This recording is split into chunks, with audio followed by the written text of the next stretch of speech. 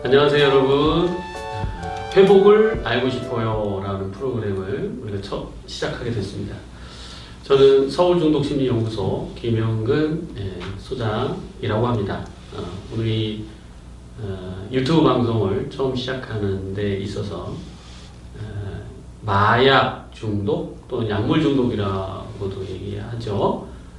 그 부분에서 이제 제 표현으로는 이쪽 계의 대부라고 표현을 합니다. 그래서 임상현 목사님이시기도 하고 또 경기다르크 팀장님인가요? 시설장님이라고 보시죠? 센터장님을 모시고 오늘 하루만 모시는 게 아니고 여러분이 회복될 때까지 계속 이어가는 방송을 시작해 보려고 합니다. 굉장히 오랫동안 중독의 아픔에서 있으셨고 또 다양한 경험, 그 경험이라는 게 사실 안 좋은 경험이죠. 이런 안 좋은 경험들을 얘기한다는 게 쉽지 않으시는데 몇 번 재발하고 회복하고 재발하는 과정 속에서 우리 임상현 목사님이 이건 내가 살아생전 사명이다. 나의 수치스러운 인생과 삶을 말하기 힘들지만 여러분들 우리 함께 회복을 향해서 가기 위해 얼마든지 이 부분을 함께 나누고 얘기하면서 회복했으면 하는 간절한 이제 바람으로 오늘 이 자리에 모였습니다. 여러분 박수 한번 쳐주시기 바랍니다. 네, 임상현 목사님. 네, 반갑습니다, 목사님. 네. 회복하려고 많이 노력하셨을 텐데요. 네.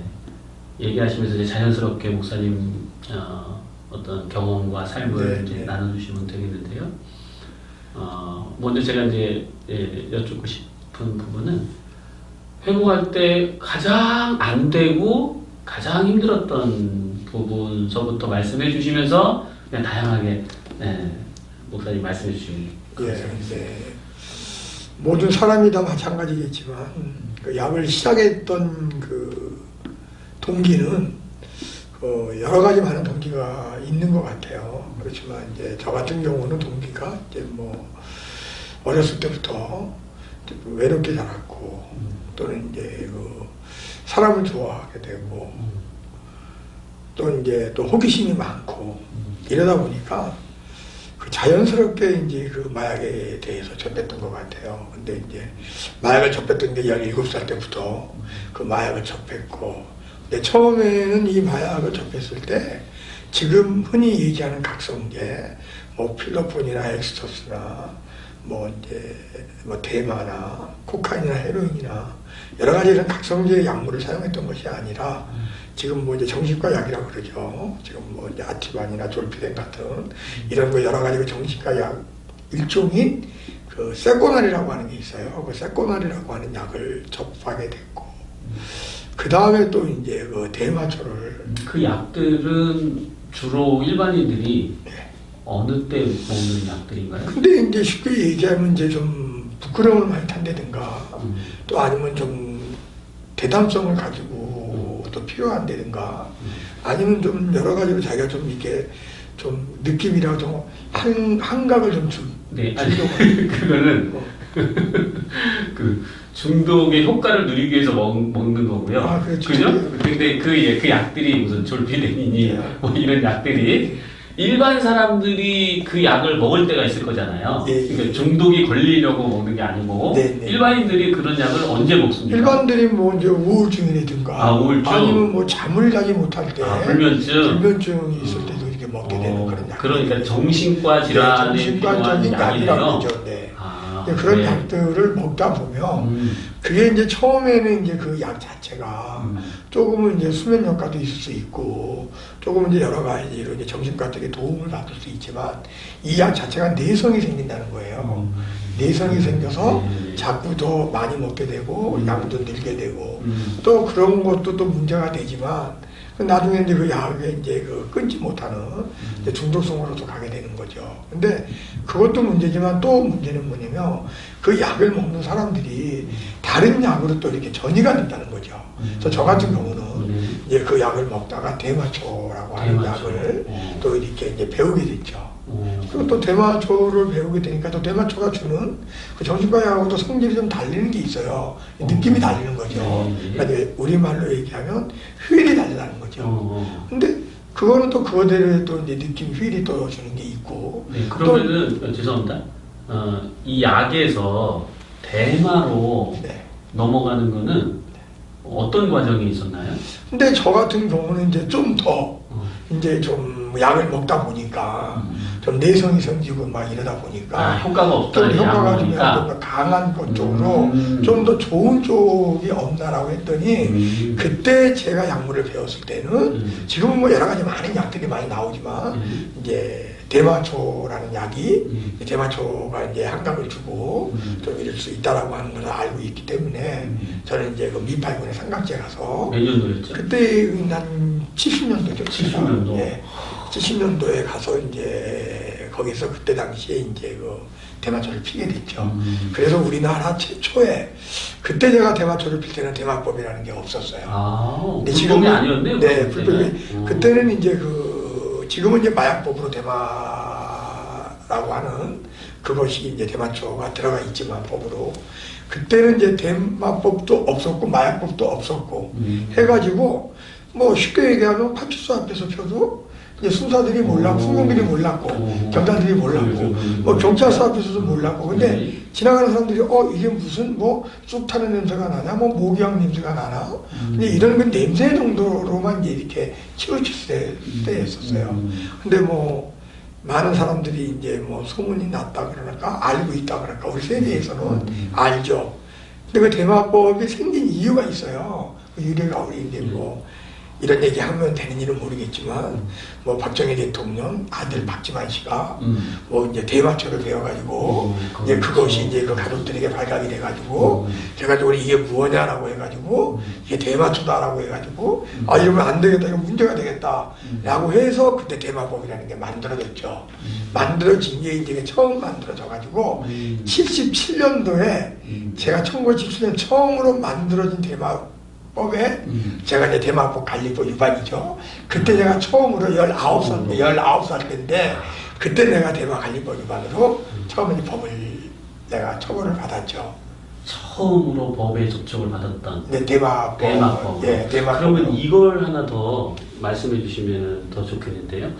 제가 뭐 교도소도 목사님이랑 같이 또 많이 다녔고 네, 또 수강경로도 많이 이렇게 강의도 해보면서 이제 느끼는 게 사람들이 이제 대마를 피는 거에 대해서 법으로 접촉하는 것에 굉장히 불만이 많아요. 네, 많죠. 담배보다 덜 유해하다. 대마가. 담배가 더 해롭다. 근데 왜 대마는 피게 하고 아니 못 피게 하고 담배는 피게 하냐? 뭐 이런 볼멘 소리도 많고요. 그리고 외국에는 대마를 피게 하는 데가 많은데 우리나라 한국 법은 못 피게 하는데 이게 법이냐? 막 이러면서 굉장히 불만이 많고 불평들이 많으면서 대마를 피는 건 괜찮다라고 생각하는 사람들이 꽤 많습니다. 그래서 이제 반발과 저항이 많죠. 법에 접촉되는 것. 그 부분에 대해서는 어떻게? 저는 개인적인 생각은 그럽니다. 뭐 대마. 저도 대마를 오래 했죠. 한 20년 정도 대마초를 피웠죠. 근데 20년? 네, 20년 동안 대마초를 피고 했는데 사실 저는 이 대마초도 마약이라고 생각하는 사람이고요. 대마초도 하면 안 된다라고 하는 사람 중에 한 사람입니다. 그러니까 이제 긍정적인 생각을 가진 사람들도 있겠지만 부정적인 생각을 갖고 있죠. 쟤는 왜 그냥 제 경험으로 인해서 사람마다 정도의 차이는 있고 다 각자 다르겠지만 사실 이 대마초도 환각이 있습니다. 환각적인 느낌도 있고 모든 약물은 지금 마약도 그 약물로 들어가죠. 근데 합법적인 약물이 있고 불법적인 약물이 있죠. 근데 지금 합법적인 약물이라고 하면 뭐 알코올 같은 것들, 뭐 담배 같은 것들이 이제 이렇게 약물이라고 취급할 수 있고요. 네, 크게는 불법적으로는 뭐 대마초나 필로폰이나 뭐 다른 코카인이나 헤로인이나 익소산 이런 모두 한강제 이런 것들이 불법적인 약물인데 사실 이 대마초 자체를 쉽게 얘기하면 그 약하니까 그 다른 약물하고 좀 대마가 다른 각성제보다는 좀 이렇게 약하다기보다는 좀 성질의 것이 좀 달라요. 뭐 금단 증상도 없대는. 금단 증상도 있어요. 있는데 좀 경미하죠. 예, 금단 증상이 있죠. 오래 피고 그러면. 근데 좀 경미해요. 경미한데 그 경미하다고 해서 그것이 마약이 아니라고는 할 수가 없는 거죠. 왜? 저 같은 경우를 얘기하는 거예요. 또 다른 사람들도 저 같은 경우를 많이 느낀 사람도 있겠지만 사실 저는 모든 그 약물의 장단점이 있지만 대마초를 통해서 저는 다른 약물을 또 전이가 됐어요. 그게 저는 필로폰으로 전이가 됐거든요. 필로폰이라고 하는 지금 약. 근데 이제 지금 많이 지금 사용되는 약들 중에 우리나라에서는 제일 많이 사용되는 약이죠. 근데 그 필로폰이라는 약을 접근할 때 지금 많은 필로폰을 하는 사람들이 거의 다 대마초의 경험이 있는 사람이 7, 80% 이상이 넘습니다. 그럼 대마를 피게 되면 네. 다른 그러니까 히로뽕으로 갈 가능성이 매우 높죠. 관문이 된다. 네, 관문이 될 수 있죠. 그리고 또 한 가지는 뭐냐면 대마초를 합법화하자라고 하는 사람들이 있어요. 그런데 합법화하자라고 하는 얘기는 그냥 자유롭게 담배같이 담배도 파는데 뭐 담배보다 더 뭐 이렇게 그 유해를 주지 않지 않느냐라고 해서 뭐 여러 가지 이제 그 의견들이나 또 합법화하자고 하는 그 자기들의 생각들이 있는데 저는 이제 개인적인 생각은 그럽니다. 그거를 합법화를 해서 담배를 만약에 대마초를 담배같이 판다고 하면 그러면 그 학생들이나 아이들이 지금도 이렇게 보면 그 중학생, 고등학생, 고등학생은 물론이고 중학생까지도 담배를 많이 피는 걸로 알고 있어요. 쉬는 시간에 담배 갖다가 피우고 이렇게 와서 담배를 냄새 풍기고 또 수업을 하고 하는데 학원도 마찬가지고. 근데 이 아이들에게 만약에 이 대마초를 합법화로 한다고 하면 그러면 제 생각에는 담배는 안 필 것 같아요. 다 대마초를 피지. 왜? 담배는 느낌이 없어요. 담배는 느낌이 있는 게 아니라 담배를 배우게 된 동기는 저도 어릴 때 좀 호기심이나 배운 거예요. 쉽게 얘기해도 왕 따라가기 싫어서 배운 거고 내 또래 되면 잘난 척 하려고 배우는 거예요. 담배 피우고 어린 형네 택배 배틀에서 담배 피우고 나도 피우고 너도 피우고 이런 식으로. 근데 어떤 느낌은 하나도 없는 거예요. 담배가 어지럽고 이런 거지. 근데 대마초는 느낌이 있어요. 한각에 대한 느낌이 있다고요. 느낌이 있는데 사탕으로 말할 것 같으면 맛이 하나도 없는 사탕과 무언가 달고 쓰고 하는 무슨 맛의 색깔이 있는 거하고 틀리듯이 대마초 자체가 색깔이 틀리다는 거예요. 그러면 지금도 학생들이 대마초를 피우고 있는데 담배를 피우고 있는데 다 대마초를 사가지고 그러면 쉬는 시간에 대마초를 피우고 왔어. 또 아니면 평상시에 일반적으로 피워. 그러면 대마초의 느낌도 있지만 한각에 대한 증상도 또 있는 거예요. 근데 그런 증상이 있는데 대마초에 처음 배웠던 사람들은 대부분 보면 많이 먹게 돼요. 뭘 이렇게 많이 먹게 된다고요. 대마를 이제 피기 시작하면 다른 음식들을 많이 먹게 된다는 거죠. 진짜 자기가 좋아하는 음식이라든가 뭐 이렇게 음식들도 먹게 되고 과자도 먹게 되고 뭐 빵도 먹게 되고 여러 가지 뭐 과일도 먹게 되고 먹는 것 쪽으로 이렇게 가는 또 증상들이 있어요. 또 어떤 사람들은 처음에 오면 또 웃어요. 괜히 실쭉 웃고 뭐 크게 뭐 웃을 일도 아닌데 뭐 이렇게 박상대소 하고 막 이렇게 웃고 막 그래요. 이게 그런 그 모든 것들이 하나의 대마를 통해서 증상이거든요. 근데 담배는 그런 증상들이 없어요. 그렇죠. 근데 이제 그런 증상들이 여러 가지 사람마다 틀리겠지만 보편적인 증상은 크게 내가 얘기를 하는 거예요. 그러면 아이들에게 대마초를 만약에 자유롭게 합법화해서 판매했다 그러면 그 아이들이 가가지고 피고 수업을 해야 되는데 시추 훅치나 하고 선생님은 공부를 시키고 강의를 해야 되는데 제정신이 학인도 아니고 그러면 누가 보면 우리가 보면 많이 웃는 사람도 보면 좀 미쳤나 좀 이상한 사람이고 약간 정신이 좀 빠졌나 라고 이렇게 생각할 수 있잖아요. 근데 그런 모습들을 보이게 되는 거죠.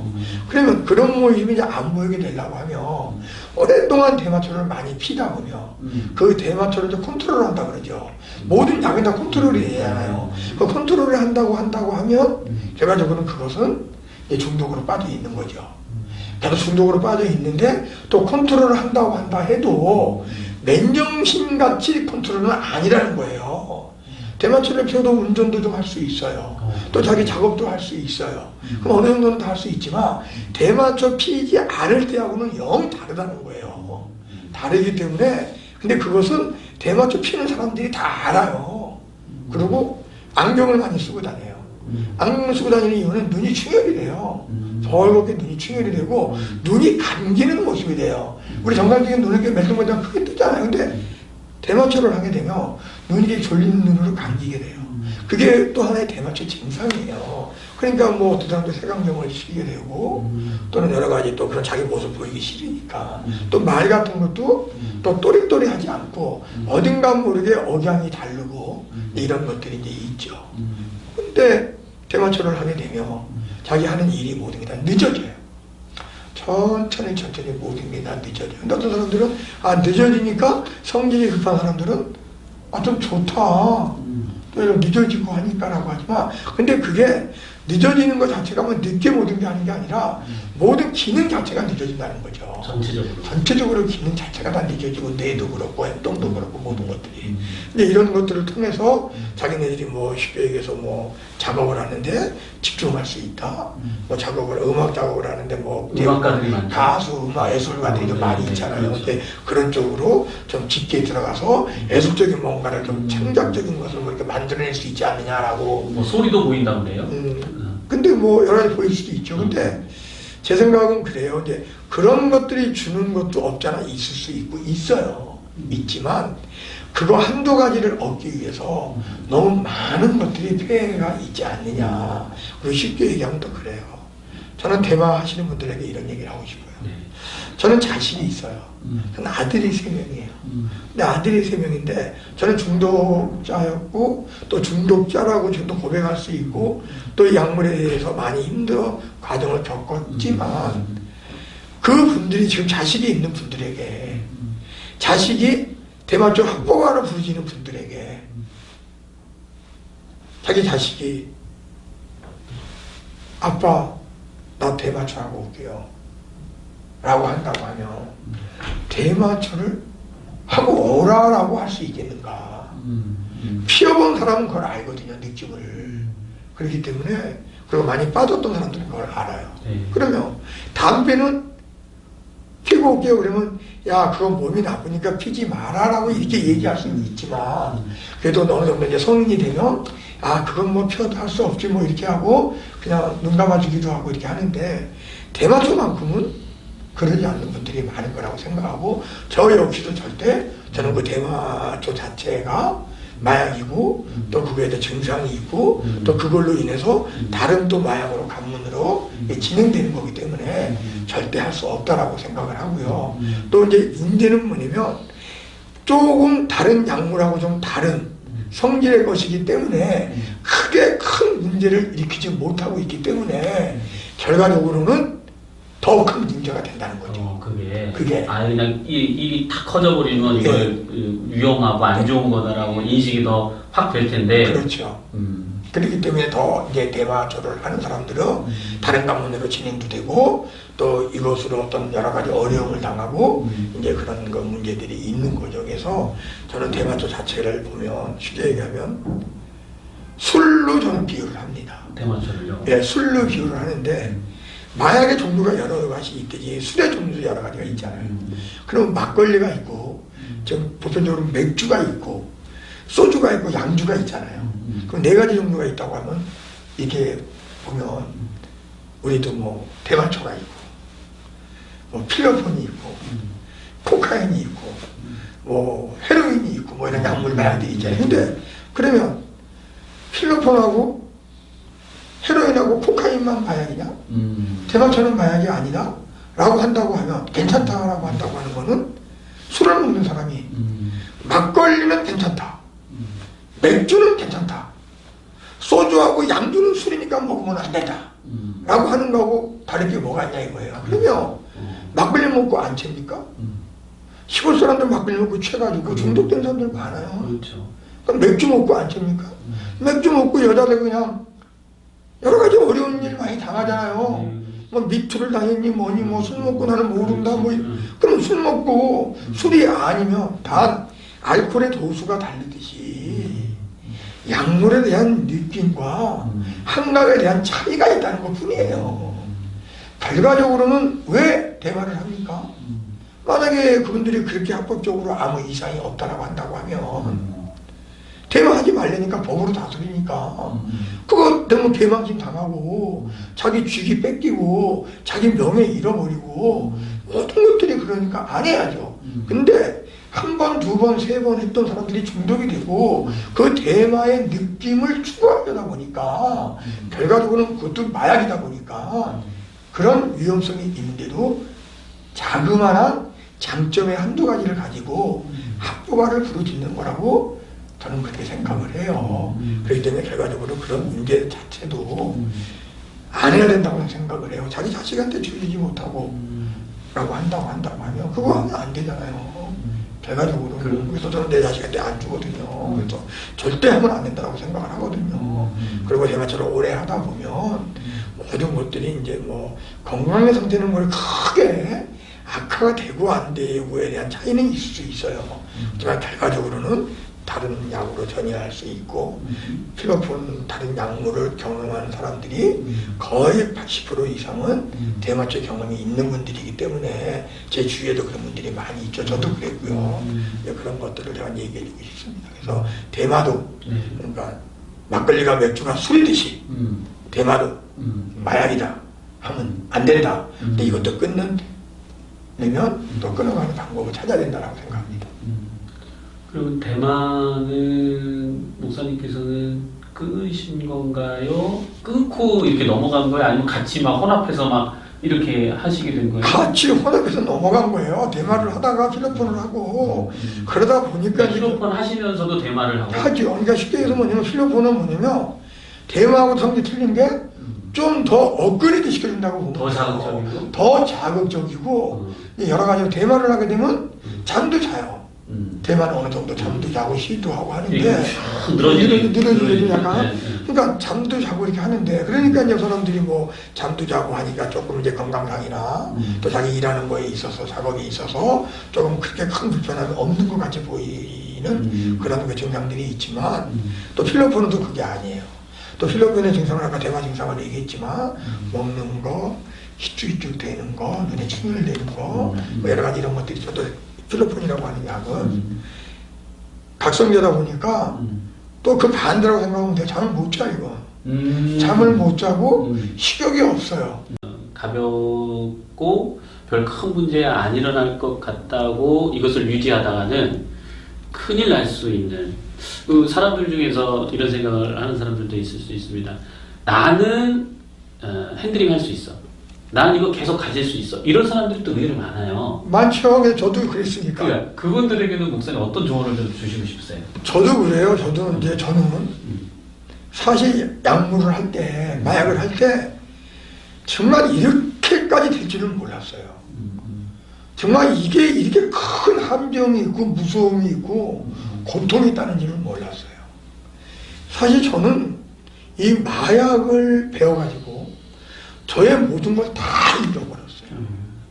그리고 정말 저 혼자 적격만 잃어버린 게 아니라 저는 항상 이 얘기를 할 때 이 마약은 인생이 있고 마약은 모든 걸 다 녹인다. 용광로보다 더 센 거다. 그러니까 쉽게 얘기해서 용광로 안에 들어가면 다 녹아버리잖아요. 근데 이거 역시 용광로 이상으로서 다 죽인다. 근데 용광로에 다 들어가도 사람이 인간이 들어가지는 않아요. 누가 던지지 않는 이상은 강제로 던지지 않으니까 자기가 들어가진 않아요. 근데 이 마약은 자기가 들어가는 거예요. 용광로보다 더 무서운 용광로에.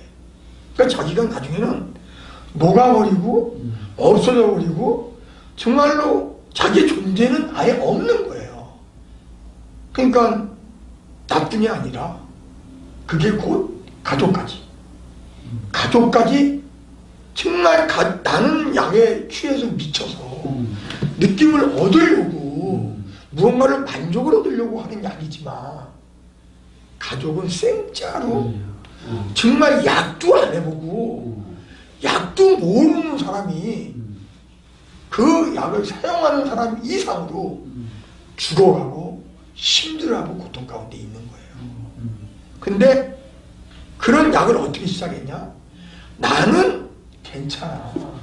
쉽게 얘기해서 내가 마약을 사용하려고 할 때 가족들이 알았어요. 내 지인들이 알았어요. 하지 마. 너 이거 큰일 나는 거야. 근데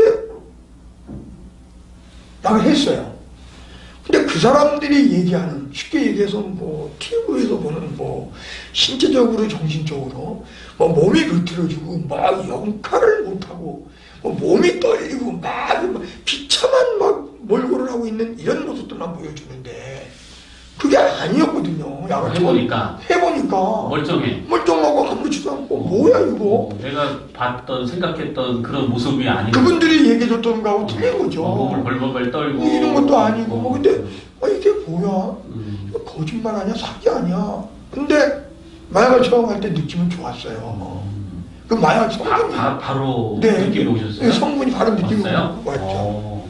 근데 좋았어요. 근데 여러 가지 모두 상황이 마찬가지지만 저도 좋았어요. 그래서 이런 게 있었네. 근데 이런 걸 왜 못하게 한 거야? 이렇게 좋은 걸. 이 좋은 걸 왜 못하게 한 거야? 네. 근데 좋으니까 계속 했을 거 아니에요. 그러겠죠. 하다 보니까 결과적으로는 아까 내가 앞서 얘기했지만 영광로 같은 곳이 한명이 무섭게 있었다는 거예요. 그러니까 서서히 나의 모든 것들을 내가 생각할 수 없을 정도로 생각하고 알고 하면 안 할 수 있고 도망갈 수 있으니까 그러니까 아주 서서히 정말 아주 서서히 늪에 빠져 있는 식으로 침식해버리는 서서히 그래서 하나하나 나를 잠식하더라고요. 근데 그게 뭐냐면 처음에 내가 가지고 있는 거 돈이 있어야 되고 돈이 필요하잖아요. 약을 구하려면. 그러니까 내 돈 있는 것들을 이렇게 뺏어가더라고요. 그리고 결과적으로는 이제 내가 이제 사업을 했는데 또 사업하는 것도 약을 사용하다 보니까 사업을 제가 못하게 되더라고요. 얘기 듣기로는 목사님 엄청나게 많은 돈을 가지고 있었다고 그러시던데. 네, 가지고 있었다는 게 아니라 이제 좀 벌었죠. 벌었는데 이제 얼마나 벌으셨나요? 저는 좀 그때 당시에 뭐 100억 이상의 돈을 갖고 있는데 지금 이제 1000억이라고 하는 돈이 이 정도 이상의 돈이 되죠. 왜냐면 제가 이제 이태원에서 이제 그 술집을 했어요. 근데 그 뱅키시라고 하는 술집을 했는데 술집 이름이 뱅키스예요. 네, 뱅키시 아니 연가라고 연가 단란주죠. 1번 사람들을 그 모시고 일본 사람들 노래하는 지금 우리나라보다 단란주점이에요. 단란주점인데 이제 가라오케죠. 일본의 가라오케가 일본 소통도 시작이 됐거든요.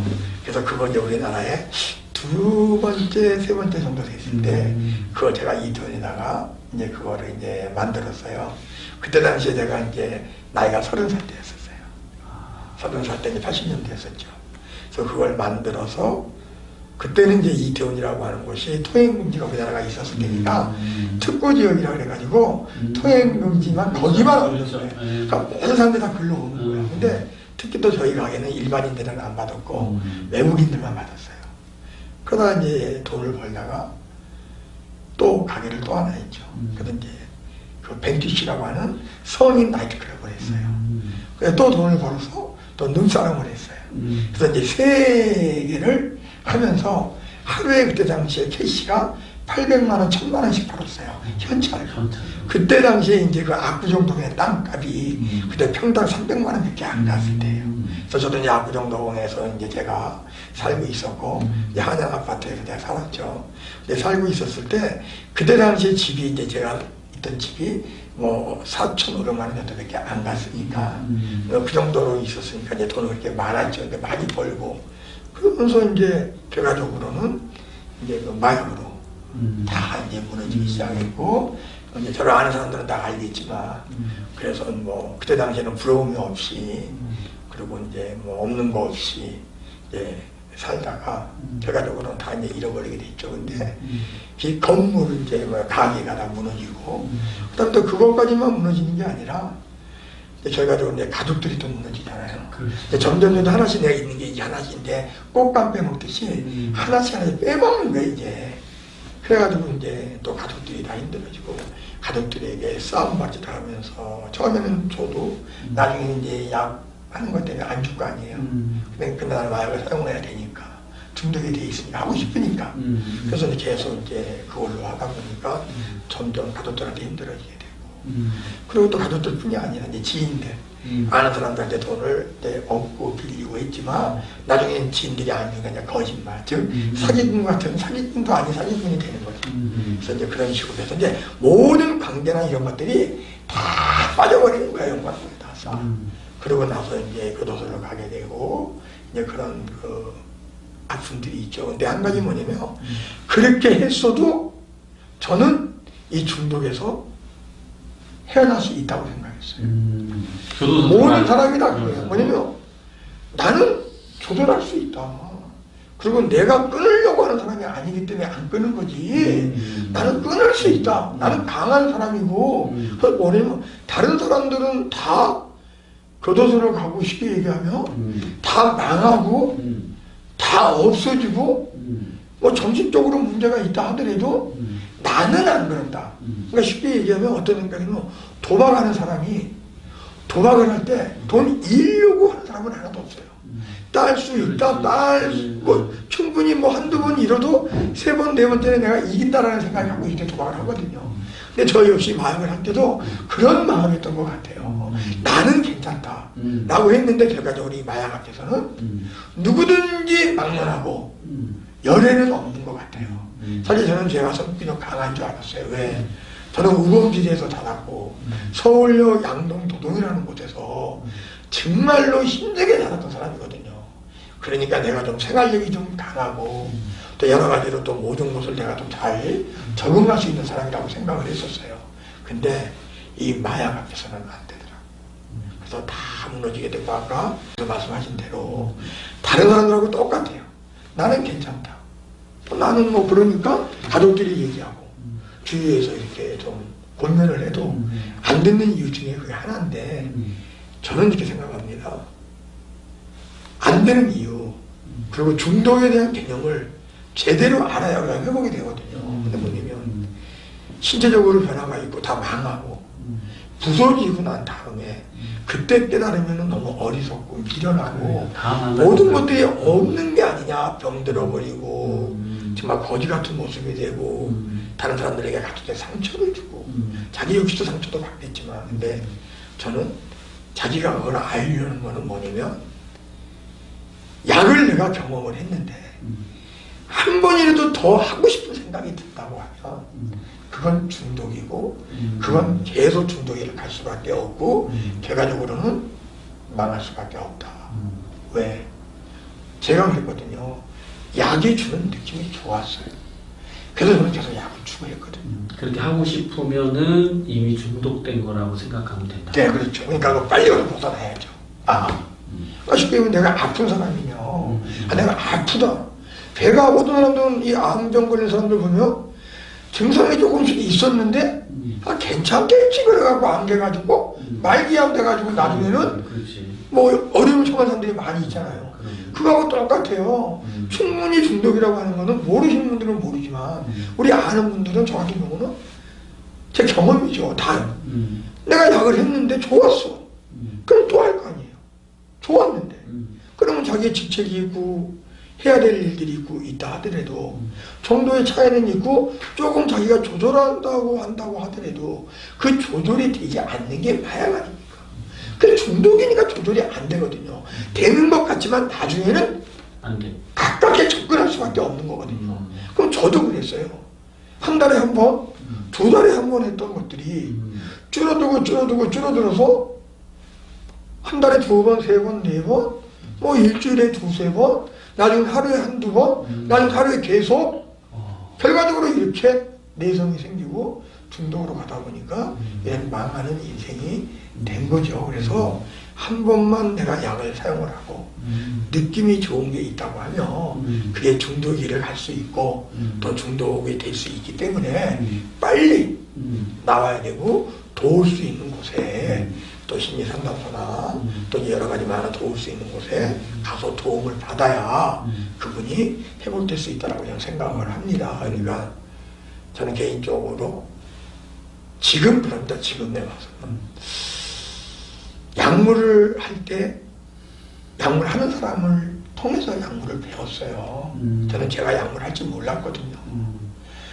세코날도 그렇고 대마초도 그렇고 대마초 폐까지 말지도 몰랐어요. 근데 하는 사람한테 배운 거예요.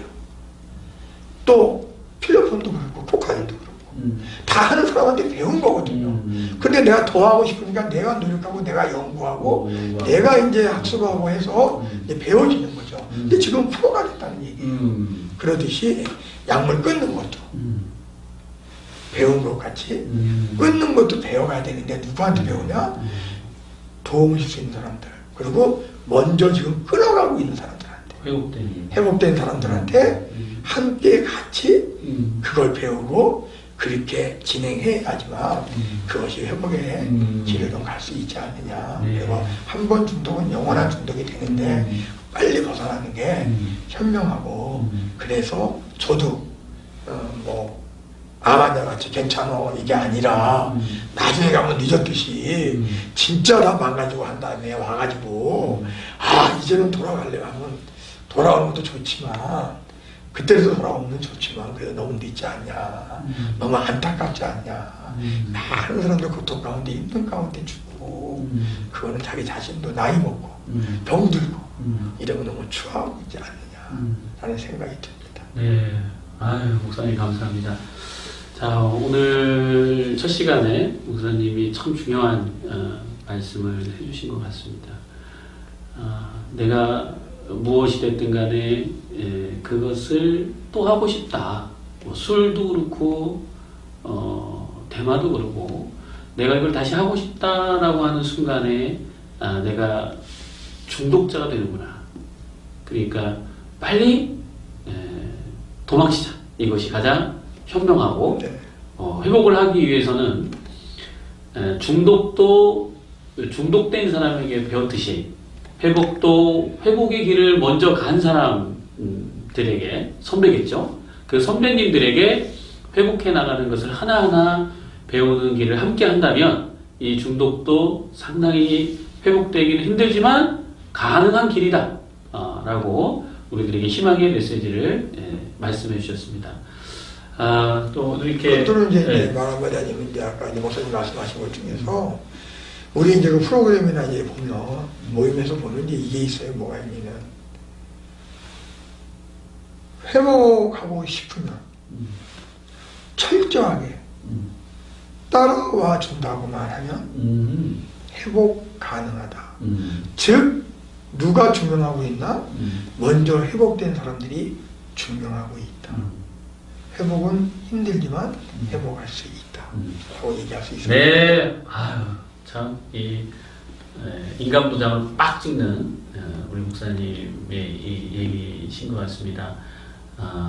철저하게 따라만 준다면 회복의 길은 갈 수 있다. 이렇게 말씀해 주셨습니다. 저도 이 주변 사람들의 그 삶을 좀 보면은 우리가 중독된 분들이 많이 실수하는 게 철저히 안 따라하더라고요.